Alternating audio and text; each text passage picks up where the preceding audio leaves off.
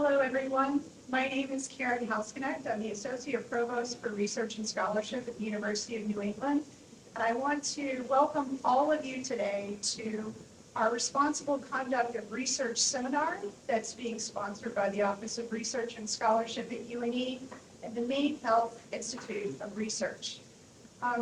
This presentation is being live streamed and recorded.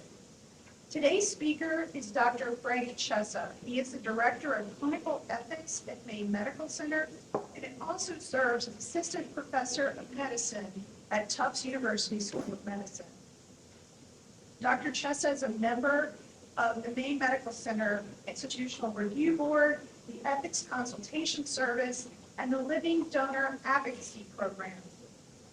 Additionally, he is the lead of the Community Engagement, Bioethics, and Outreach Board of Maine Health's COBRE in Acute Care Research and Rural Disparities. Please join me in welcoming Dr. Chessa as he speaks to us today about causing patients harm, the real-world consequences of research misconduct. Thank you very much. It's nice to be here, and I'm excited to talk to you all about this topic and hopefully have a few minutes for questions at the end. So I don't have any conflicts of interest related to this presentation. The presentation is supported by that NIH grant that Karen just mentioned. So this is a Responsible Conduct of Research seminar, and I thought we'd play a little bit of context. So oftentimes in Responsible Conduct of Research, RCR seminars, we would start, and what I usually talk about really is about the history of research ethics. We might go all the way back to medical research on enslaved persons and think about that cultural heritage that we have. We probably would talk about the Tuskegee syphilis study. We'd jump over to Europe. We would talk about the medical establishment's role in the Holocaust in Nazi Germany. We might come back to this country and talk about the hepatitis research that happened in Willowbrook. And we might end up with Jesse Gelsinger and some gene therapy research. And undoubtedly, we talk about all of these documents in research ethics that are super important. And then we would probably end up talking about what IRDs do. But we're not talking about any of that today. I just provided that as context of what we are actually not talking about. We're talking about a side of research ethics that really doesn't get a lot of attention, but I think deserves a lot of attention, and that is research misconduct. So we'll start with a definition from the Office of Research Integrity. Research misconduct means fabrication, falsification, or plagiarism in proposing, performing, or reviewing research, or in reporting research results. And the ORI goes on to define those further. Fabrication is making up data or results and reporting them. Falsification is manipulating research materials, equipment, or processes, or changing or omitting data or results such that the research is not accurately represented in the research record. And plagiarism is the appropriation of another person's ideas, processes, results, or words without giving appropriate credit. So we have the definitions down. What I wanted to do today is really go into depth about two case studies. One is Andrew Wakefield, and the other is Werner Gazwada.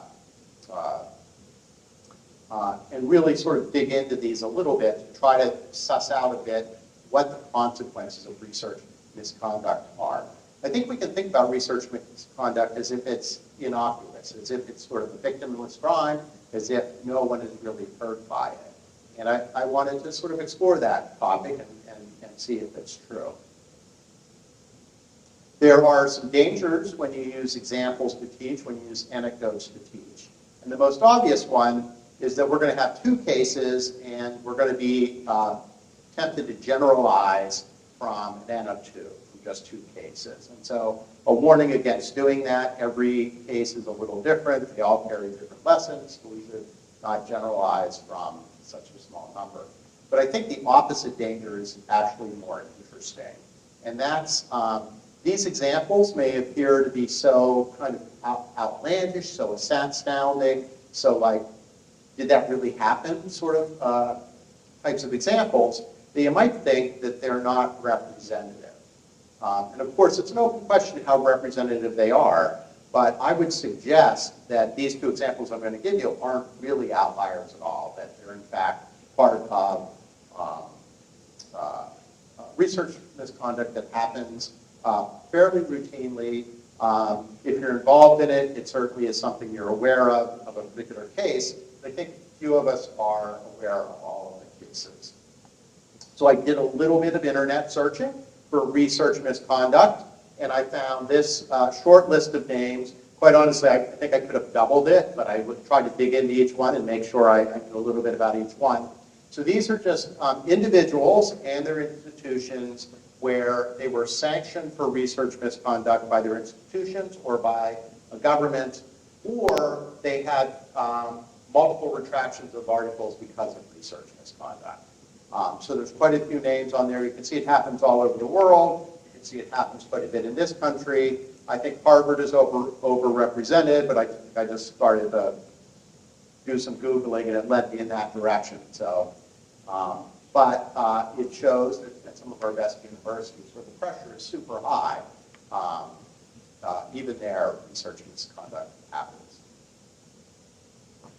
So I'm going to talk first about Andrew Wakefield. I have this photo of a storm in the White Mountains to remind me to say that we're going to be getting into controversial territory here.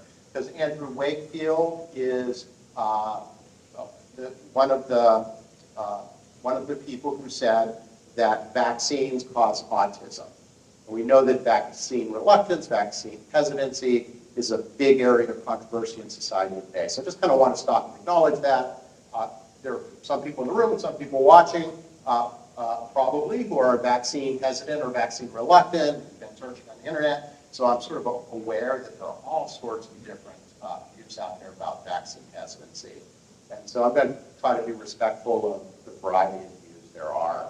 But no doubt about it, when we talk about Andrew Wakefield, we get into an area where there's significant controversy. So Dr. Wakefield was a surgeon at the Royal Free Hospital in England. He became interested in autism in 1995, and he was approached really by a parent who was a member of an advocacy group around autism. Famously, he published a paper in The Lancet with 12 co-authors. It was a case series, so there were 12 patients outlined in the paper. The paper suggested that there was a new diagnostic entity out there called autistic enterocolitis. And what seemed to precede the, that disease entity happening, he suggested was the measles, mumps, rubella vaccination. So this is a paper in The Lancet that said, hey, look, MMWR vaccination may be causing autism, and it goes by way of, interestingly enough, disrupting some of the linings in our intestinal tract. And so there's some connection with enterocolitis there as well. So the paper itself has sort of suitable, modest conclusions. So here are a couple of the conclusions from the paper. Onset of behavioral symptoms was associated by the parents with measles, mumps, and rubella vaccination in 8 of the 12 children. So he's noting that, hey, look, we don't really say there's a causal connection, but people got the MMWR vaccine before behavioral symptoms. In these 8 children, the average interval from exposure to first behavioral symptoms was 6.3 days. And then concluding, we identified associated gastrointestinal disease and developmental regression in a group of previously normal children, which was generally associated in time with possible environmental triggers. And the environmental triggers for 8 of the kids was MMWR. So this is the paper. And it was kind of like throwing a lighted branch on a dry field of grass. There was a good deal of vaccine reluctance, and there always has been historically since the first vaccines came out in England and the United States. And this paper kind of ignited and started a brush fire. There were some press conferences related to the paper. So as the paper was being published in Lancet, the Royal Free Hospital got its video crew together, and they videotaped Dr. Wakefield doing a press conference. And because this was going to be a big deal, this was a big paper. So in the press conference, Wakefield said, "There's sufficient anxiety in my own mind for the long-term safety of the polyvalent vaccine, that is the MMWR vaccination combination, that I think it should be suspended in favor of single vaccines." So the press conference contains conclusions that are stronger than the conclusion in the paper. And then there was a live press conference as well. Wakefield said, this is a moral issue. I can't support continuing to use MMWR. Urgent further research is needed to determine whether MMWR gives rise to this complication in a small number of people. And then some talk about if you give 3 viruses together, including measles, we don't know what the immune system is going to do, what it's going to react. So the paper, which remember was 12 retrospective cases, this was the press conference associated with the paper. And it did cause headlines across the world and kind of a firestorm. Folks started looking into the paper, and there were a number of ethical lapses that came out kind of right away. In fact, in some of the cases I've studied, it seems like human subject protections come out first. So they didn't go through the IRB for the study. There were samples taken from various patients in various settings that were saved without letting those patients know that they were going to be used in a research study. There was some kind of going out in the community and sort of fishing for data. So at a birthday party, they gave money to the kids at the birthday party to give us blood samples. We'll see what we can find with the blood samples. So there were some irregularities there. But if you dig a little deeper, what you come out with was there was this attorney in England named Richard Barr who hired Wakefield a couple of years before and started to pay Wakefield to essentially generate evidence that showed that MMWR caused autism. Because what the attorney was trying to do was to get a class action lawsuit going against the companies that produced the vaccines. So Wakefield made a lot of money through this attorney through that period of time. So £435,000, which in US dollars is maybe $600,000. The Royal Free Hospital also got money from Richard Barr. They put it in a fund that the Royal Free Hospital had for philanthropic funds. And then they used that fund, the Special Trustees Fund, to fund Wakefield's research. And when the paper was published in Lancet, it didn't say the money for the research came from a plaintiff's attorney who's representing people with autism. What was reported in the Lancet was the Royal Free Hospital's Special Trustees Fund is supporting the research.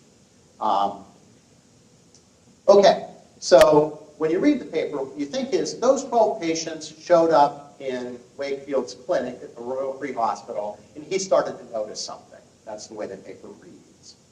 Actually, where those patients came from was they were delivered by the attorney. So the attorney put advertisements in a newsletter, which he sent worldwide. And then he got parents to respond to those advertisements. And then he would fly the parents and the child to London so that Wakefield could examine them.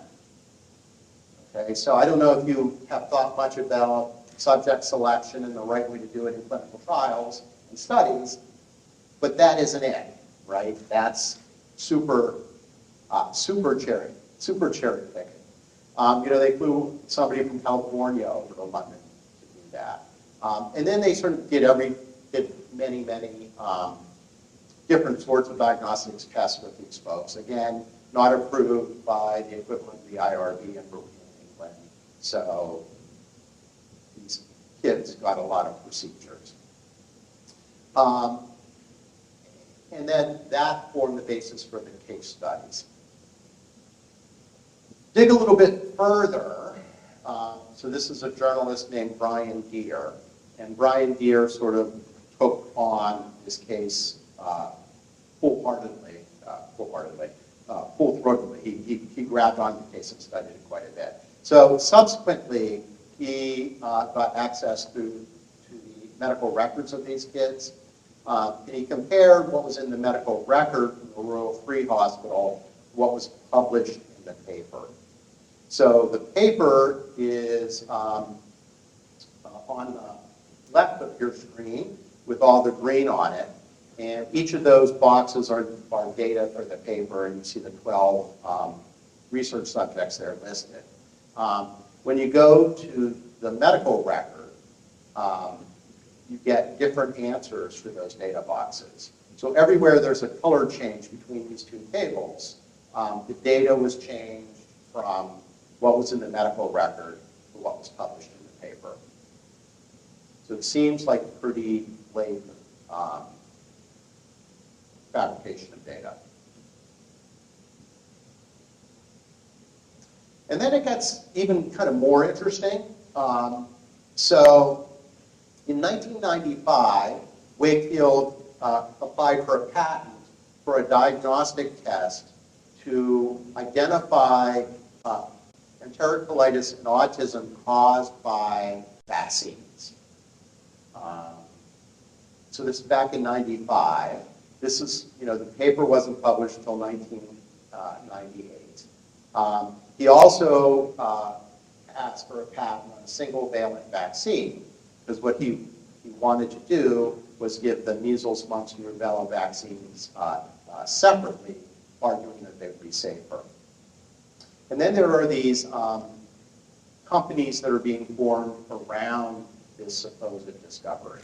So he's talking to all kinds of people, and he's trying to get some investors. So this is from the company's prospectus there. It's estimated that the initial market for a diagnostic will be litigation-driven testing of patients with autistic enterocolitis from both the UK and the USA. It's estimated that by year 3, income from this testing could be about over £3 million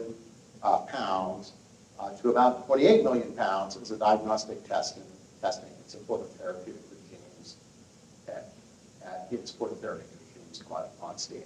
At any rate, there's the thought here that there's a lot of money to be made. So you start thinking about autism in 1995. By 1996, you put some patents in place. You start forming companies in 97, 98, and all this is before you publish a single study based on 12 case controls. It's kind of pretty amazing.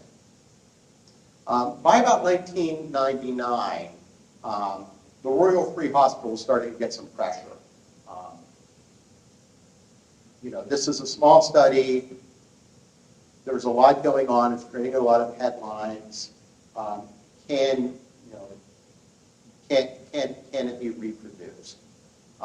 And Wakefield said, I have another study in the works. I'm going to publish. And then essentially couldn't produce any additional evidence in favor of the disease entity. And so you can see there the letter from the provost to Wakefield in 2000. And this really represents a sort of break between the Royal Free Hospital, which quite honestly was looking forward to making money on some of those patents, to, well, we better distance ourselves from Wakefield here. So Wakefield couldn't produce any additional evidence in favor of his hypothesis. He left the Royal Free Hospital in 2001. He came to the United States. He worked with a fellow named Jeffrey Bradstreet, who was a medical practitioner here, who favored alternative treatments. Dr. Bradstreet was identified as a Christian, and he tried to bring sort of a sort of evangelical style of Christianity together with alternative medical therapies. He was subsequently investigated by the FDA for some off-label use of medications. He died in 2015, Dr. Bradstreet. The Lancet paper got retracted in 2004. Wakefield went to Texas and became the executive director of another organization that looks at alternative and complementary medicine. He sued Brian Deere for libel in 2005. The case was dropped in 2006. Between 2007 and 2010, essentially Britain's licensing board for physicians looked into the case and ultimately revoked his medical license. What's interesting is, remember I said there were 12 co-authors on the original paper in Lancet? Those 12 co-authors didn't come off very well. Many of them kind of signed on without really doing too much on the paper. And, you know, if you're in research, you see that every once in a while, right? So there was the name that got on the paper, Dr. Walker Smith, very prominent in Britain, a very senior physician in Britain. And, you know, his name on the paper really kind of sold the paper for many people. Well, he lost his medical license as a result of this as well. He appealed, he got it back, but still it was not a good ride for Dr. Walker Smith. So Wakefield is unapologetic. He says, I'm being slammed by pharmaceutical companies who want to keep selling vaccines. This is all made up in order to just libel me and in order to hide the truth. So he timed the release of his autobiography with the same day that he lost his medical license in Britain. So his autobiography is called Callous Disregard. So you can go on the internet and listen to Dr. Wakefield quite a bit. He's on YouTube, and he's commented on the COVID vaccines. He's still very active in the anti-vaccine movement. I felt compelled to talk to some of my infectious disease friends and pull down articles, sort of large population studies that show there's no link between autism and the MMWR vaccine. Just sort of for background, probably the first article up there is a nice review article compiled by the government that sort of gives you all the other citations. So it's a nice one to read if you're interested in. It's fair to say that Dr. Wakefield's paper really indirectly resulted in funding for many of these studies, right? We did these studies because of that paper to some extent. So public health consequences. First of all, in terms of autism resources, many parents of children with autism do see Dr. Wakefield as kind of a hero, but many other parents of kids with autism see him as kind of misdirecting medical resources from where they should be. So if the MMWR vaccine is not associated with autism, it's not one of the causes of autism, putting too much time and effort into that pulls effort away from other resources. I think that's absolutely true. The other thing to highlight is just vaccine reluctance. And honestly, here, there's so much that could be said, but I couldn't say it in a short period of time. I just put some slides up here. So this highlights the increase in parents asking for exceptions from state laws requiring children to be vaccinated in the period 2009 to 2017. And you can see the general trend throughout that time has been to increase requests for exceptions. The states listed are the states that had either religious or philosophical exceptions or had religious or philosophical exceptions to vaccines in that time period. Kind of chose this slide because Maine's on there. It's a little hard to see the Maine line. It's one of the green lines. But Maine has been up and down, but generally trending up. This is a newer study that looks at vaccine reluctance among adults and among adults for COVID-19 vaccination, and then also the reluctance of parents to have children immunized against COVID-19. And it sort of charts reluctance against misbeliefs about vaccines in general. So it sort of tries to draw a correlation between are the people who are reluctant to get the vaccine, do they have some of these misbeliefs about vaccines, including that vaccine causes autism. And there's a pretty strong correlation there. If you hold, maybe not surprisingly, but it's nice to see it documented, if you indeed hold a misbelief about vaccines causing autism, you're much less likely to get vaccinated yourself, and this shows much less likely to vaccinate your children against COVID-19 as well. Oops, I don't know what that is. There it's for. This is a slide from 2016, published in 2018, but showing the 2016 time period. And it really just shows the variability in childhood vaccination across the United States. And again, I use this slide because Maine has one of the least effective rates it did in 2016. In 2019, Maine changed its laws to get rid of philosophical and religious exemptions. And this slide looks at Maine's vaccination rates in this essentially last year. And you can see that Maine's vaccination rates now are basically exceed the U.S. average. So it's a change, but a change due to law. It's kind of hard to overestimate, I think, the impact of the Wakefield paper on vaccine reluctance worldwide. The Lancet, as most folks know, is probably one of the 4 or 5 best medical journals in the world. Having a big name senior author as one of the co-authors on it made headlines across the world. And it's been really hard to live that down. Took how long? Took 5, 6 years for the article to be retracted once the Lancet published it. So main sources for this part of the talk are the book by Paul Offit, this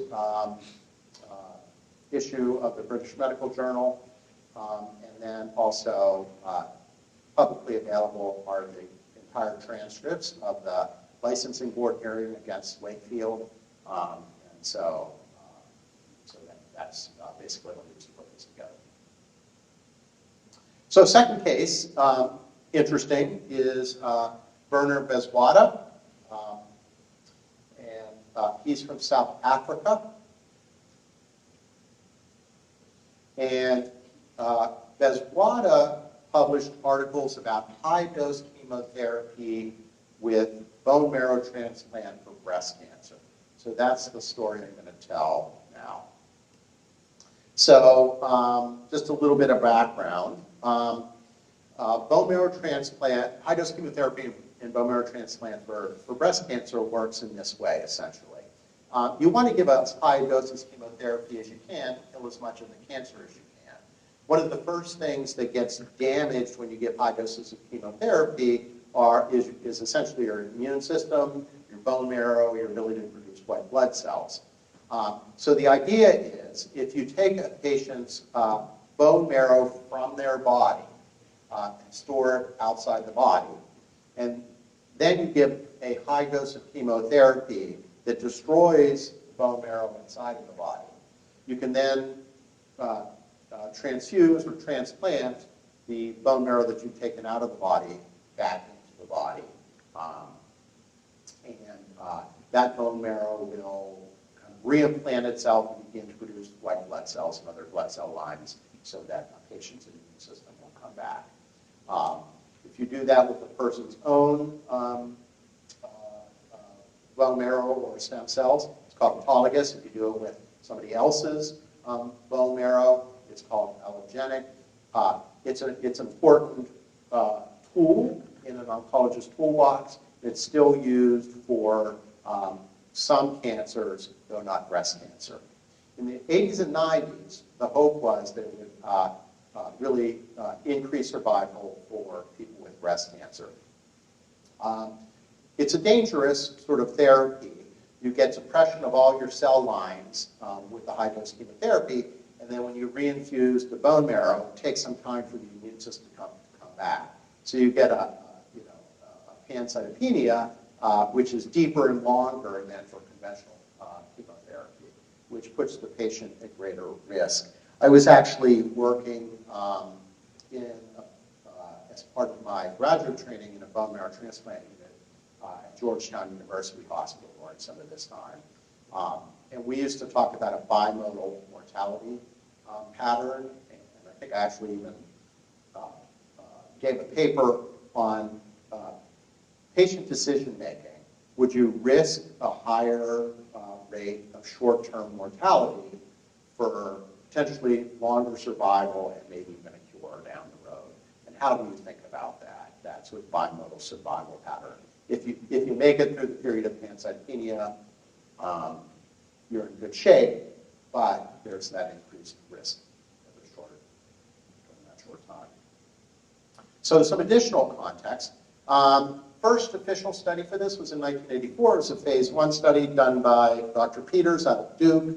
He also did a phase 2 study in 85. It was pretty hard to, those two studies actually had different patient selection. It was very sick patients in the phase 1 study and then very healthy patients in the phase 2 study, and it was a little hard to get any efficacy data out of those studies at all. These drugs were drugs that were already used. What was innovative about the procedure was the removal of the bone marrow and then the reinfusion. So it didn't really require FDA approval to get this procedure going. So the procedure was spreading prior to different places in the United States prior to any sort of FDA approval and on minimal data. So this was the period of time when the HIV epidemic was obviously hitting the country really hard, and patient groups for the HIV population were really pushing for more quick approval of drugs. The drug at this time, people remember, was AZT, and the patient groups were like, how long is it going to take the FDA to approve that? We need some drugs soon. So that was part of what was going on. Also at the same time, there's a lot of advocacy for breast cancer awareness. And those groups also kind of started to push the FDA for more quick approval. So there was like, just thinking about the FDA as kind of is really standing in the way of these beneficial drugs hitting the market.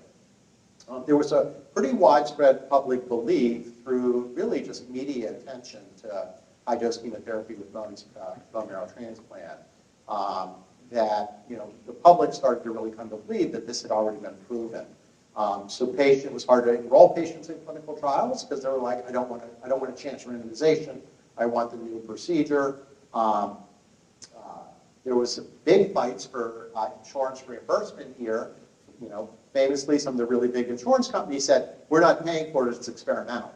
And so the question of what counts as experimental or not really came to the fore. There was a suit. Nadine Fox died of breast cancer. She tried to get this new therapy.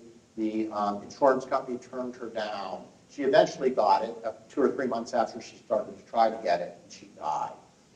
So her husband and the state sued, and they got $89 million in damages from the insurance company. So it was a big deal, and people took a lot of notice. 4 states passed laws saying that it was not legal for insurance companies to deny coverage for this procedure. I mean, that's how high profile it was. And it was also, interestingly, profitable for hospitals. So it had a high return on investment for hospitals.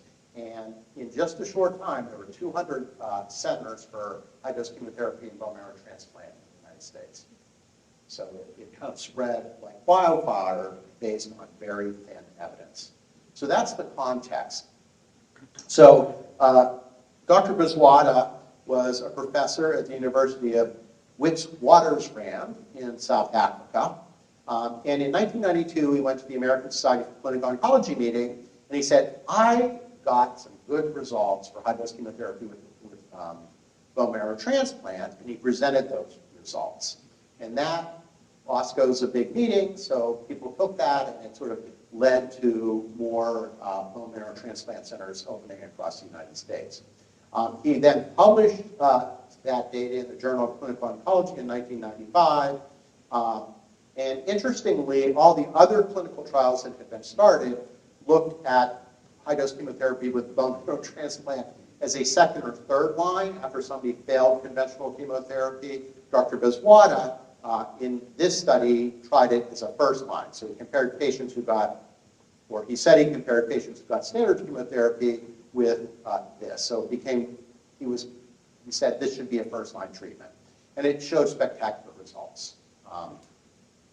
The survival was way out of the park for high-dose chemotherapy bone marrow transplant. Widely cited, I think I saw it was cited 367 times in the first 2 years of its publication. So widely cited through a bunch of media attention and a lot of public attention. So people started to try to replicate the study. There were more clinical trials for bone marrow transplant, then high-dose chemotherapy with bone marrow transplant. So in 1999, at the OSCO meeting, 4 such studies were presented. 3 studies, 2 from the United States and 1 from Sweden, showed no survival benefit and significant mortality. So it showed that patients were dying in that early period of time I discussed from adverse effects or iatrogenic effects of the therapy, and there wasn't a survival benefit. Biswata presented another study, and his was the only study that showed benefit. And of course, it's really hard to suss all this stuff out, right? Because each of those studies has a different protocol, different patient selection, different inclusion-exclusion criteria. So it isn't like, crystal clear that they're all doing the exact same study. So you're spending time kind of pulling apart the data and going, what's Biswata doing that everybody else isn't, getting him the survival advantage? So that's all going on.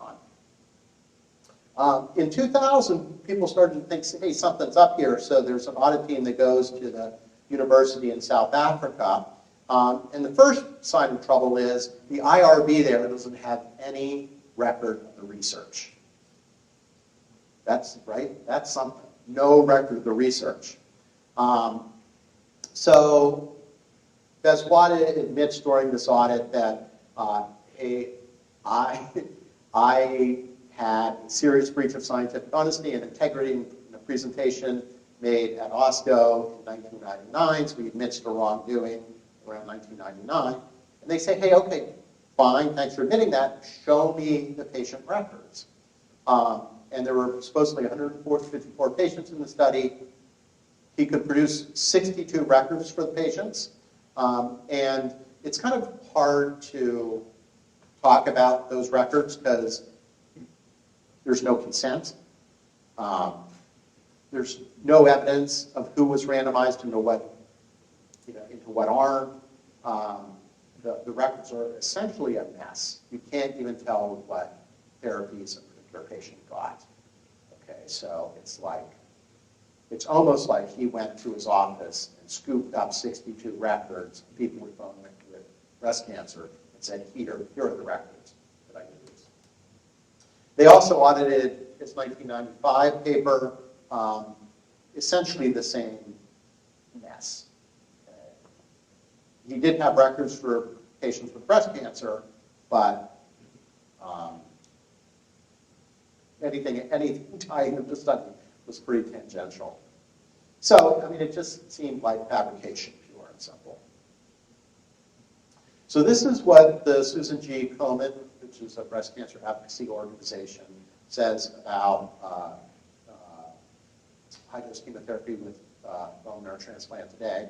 Randomized clinical trials in the 90s showed high-dose chemotherapy was not more effective than standard dose chemotherapy in treating breast cancer.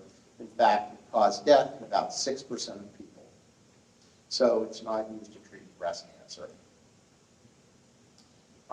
This graph shows the number of procedures done per year in the United States from 1994 to 2001. So it essentially shows the uptick in the use of bone marrow transplant during that period of time, and then the sort of rapid decline after the Bosco meeting. What's interesting, which I have down there in red, is there was only really one definitively positive trial on high-dose chemotherapy for bone marrow transplant during that time, and it was that highly cited 1995 article from this physician. So I did some back-of-napkin calculations. I think about 35,000 people with breast cancer in this country got high-dose chemotherapy. If you had a 6% death rate from that, that's about 2,000 people who died getting this particular therapy. That's back a napkin, right? We don't know what the mortality is for standard chemotherapy, and we'd have to compare all that. But nonetheless, that's people dying because somebody fabricated data, showed that a therapy was effective and had minimal side effects, published that data. Sorry. So here are sources for that segment. And these slides are available to folks who'd like to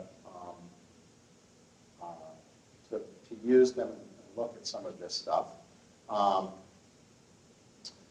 It's worth saying that these are all complicated stories, and you have to do a lot of historical digging to sort of figure this stuff out. And I only have 40 or 50 minutes, so sort of folks who are interested should do their own digging, because I think there's a lot interesting here. I did want to draw some lessons from the case studies. First one's kind of obvious. Research misconduct has the potential to cause harm to patients by promoting ineffective treatments with associated iatrogenic harm. So certainly, if you had just one case to show that, Dr. Biswata's fabrication of data for breast cancer really shows that. We're promoting an ineffective treatment, so the people who got that treatment didn't get the standard of care, and the iatrogenic harms associated with that treatment were pretty grave. So folks died because of that. And then the second bullet, obviously from Wakefield, is discouraging the use of effective treatments, essentially maligning vaccines as causing autism has you know, contributed to vaccine reluctance, contributed to under-vaccination, which in itself contributes to morbidity and mortality. The second lesson is a little bit more interesting, I think. So the two case studies I pulled out, it was the research misconduct in a really fertile environment that sort of led to such devastating effects.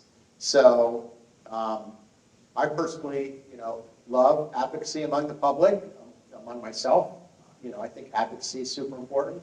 Small state like Maine, you can go up to the governor, you can go up to the legislature and have your voice heard, contact your representatives. I think it's a really nice and good thing, an important part of life here in Maine and life in the United States. Having said that,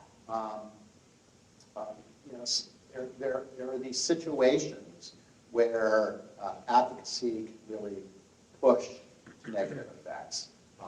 I think the breast cancer advocacy is an interesting example of that.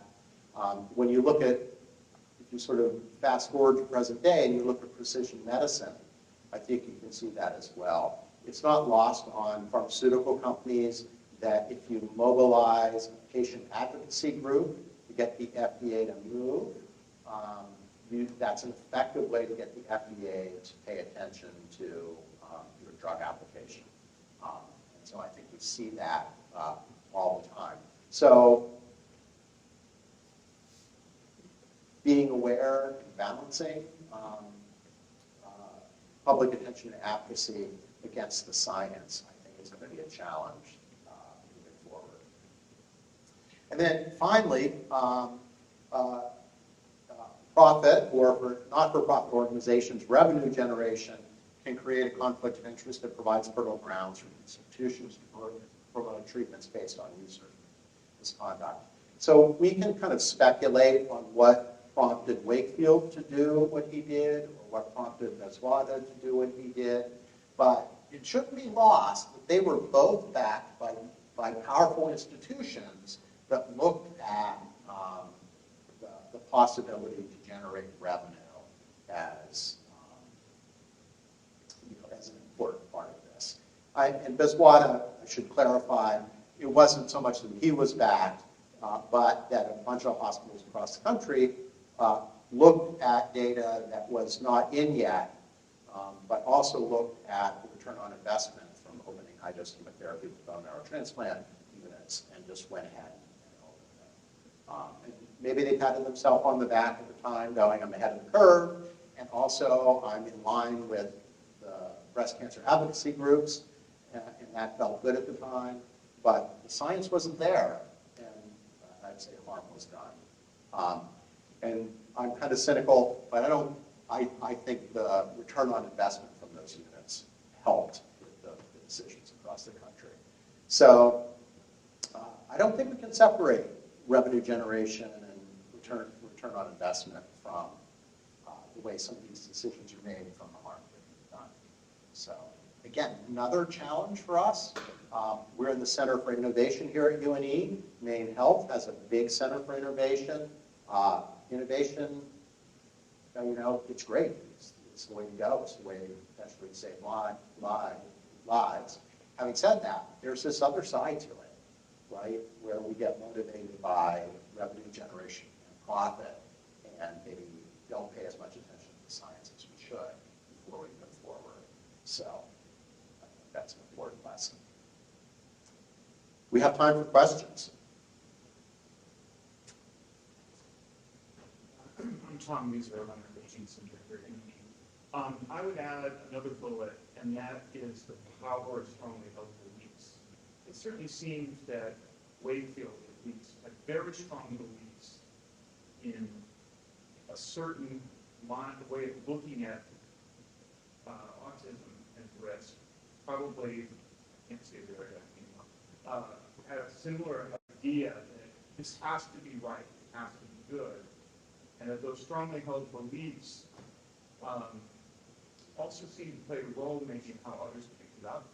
And if you demonstrate a strongly held belief enough to others, you might convince them. Is that at all, how does that resonate? Yeah, thanks for the question, and I think folks could hear it okay. Yeah. Great question. Like, human psychology is really complex, right? I'm not quite willing to go out on a limb and say Wakefield did indeed or does indeed have, well, I shouldn't say that. I don't know what Wakefield believes.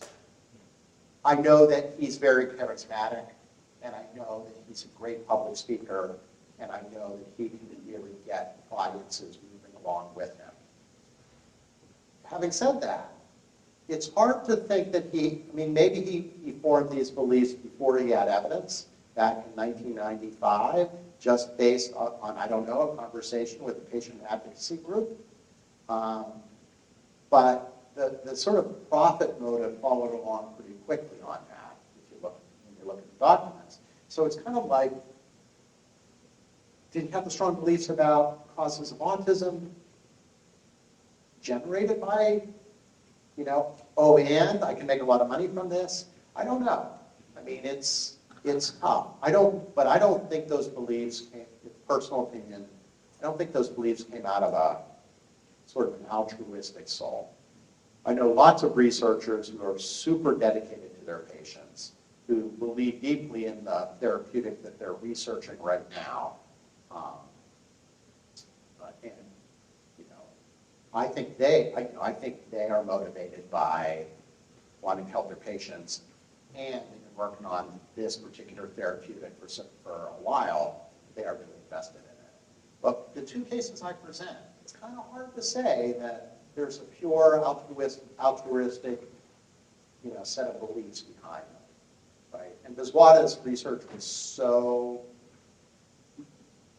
sort of non-existent and non-careful that it's also hard to attribute a kind of purely altruistic set of beliefs to him as well. Does that? Yeah. So we know therapeutic misconception, right? That's the idea that the novel therapy under study will be better than the standard of care. We know that research subjects suffer from therapeutic misconception all the time, right? They really want something to help them. Maybe it's an incurable or disease that's terminal or progressive. And so the idea that experimental therapy is going to help is super attractive and persuasive and hard to resist. And we know that researchers believe that as well. I think it's also interesting in the Wakefield case that you have this prominent, one of the most prominent medical journals allowing a 12-person case study, if you will, go through and make some claims without, I think, addressing the issues of the nature of the study, that close. Because I think there's a responsibility on the editorial and the reviewers and too that would even allow something to go through without perhaps having seen, histology on each of the subjects. I know you can fake that too, but making the hoops kind of harder to jump through from the review process just seems like there is a misstep there. And getting published in such a prominent journal clearly had influence downstream. And so I think there's a problem on the journal side too. I see it regularly. I'm a physical therapist. I see it regularly in rehab as well. Our controls on the publication side, I think, are also. Yeah. I think we've learned a lot from some of these instances, but I think there's a naivety on the journal staff itself, the impact that this would have on society. Yeah, and because it gave ammunition to those groups that the vaccine, the anti-vaccine groups to push their agenda. I think that's absolutely correct. and audits, in the reading I've done, I haven't uncovered sort of a discussion of what the editors were thinking about when they went through the process. And that's kind of buried now. I agree though. So with the internet, right, you can put your supplements online, you can put the raw data online. You know, I do think that's super helpful. But journals still say, you know, we're looking at the data that's presented to us. We're not looking for research misconduct. So, Although I might add, journals are getting more rigorous. There's more and more hoops to jump through than there were in the past. And I was wondering if you would comment on what was striking to me about these two case studies was the IRB didn't know in either case. And these were very high-profile cases, and I was wondering if you could speak to what's changed since then in terms of this sort of review because of cases like this. Well, it's a good question. Maybe one of the interesting questions is thinking about this in the context of central IRBs versus local IRBs and the role of the local IRB and the local IRB office. So, I mean, it appears that both of these researchers were publishing in a context where there was an IRB, and nobody on the IRB noticed that these researchers were publishing on human subjects trials for which there was no IRB application. So how did all that happen? It's hard to know. One, you know, they didn't really have central IRBs back then, but one potential answer would be, oh, this is a multi-site trial, I went through the IRB over there, or I went through the central IRB, you guys don't know about it, or the local IRB doesn't know about it because of this, that, and the other. I'll say that the local regulatory context, I think, has a real role to play here. Because if somebody's publishing on human subjects research, and they're, you know, a doctor at your hospital, and you don't really know, right? That's something. So, an argument for maybe not having single IRBs, but at least having a robust regulatory presence locally. Well, I think that might be our final word today. Cool. Thank you. Please join me in thanking Dr. Chestnut.